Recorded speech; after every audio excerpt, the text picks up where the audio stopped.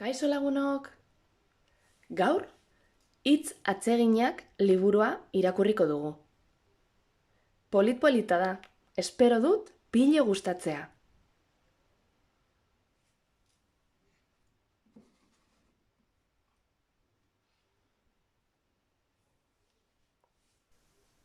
Zer esaten da, kokodrilo txiki?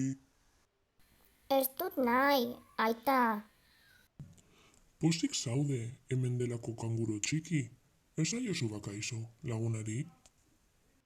Kokodrilo txikik eskua luzatu dio lagunari.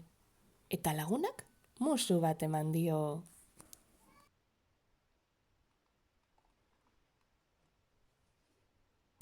Zer esaten da, kanguro txiki? Eman panpina, ama. Nola irakatzi dizut gauzak eskatzen? Mesedez, ama. Kanguro txikik ondo daki, baina batzuetan ahaztu egiten zaio.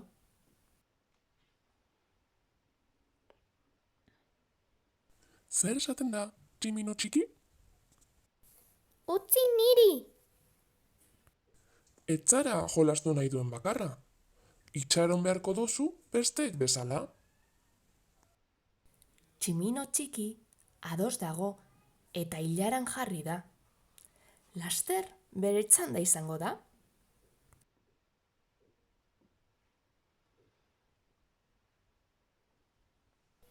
Zer esaten da, hartz txiki?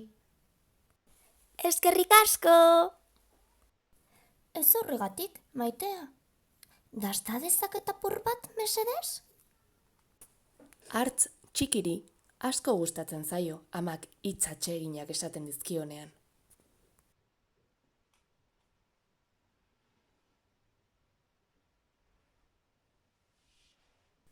Zer esaten da, katu txiki? Ez dut nahi egin, aita.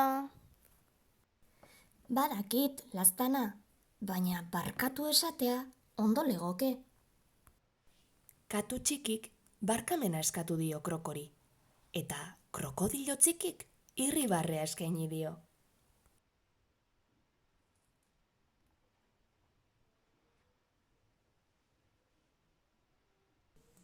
Tira, lagunok, bihar jolasten jarraituko dugu. Baina orain, etxera itzultzeko ordua da. Esango diogu agur elkarri? Ez, nik nahiago dut esatea. Bihar arte!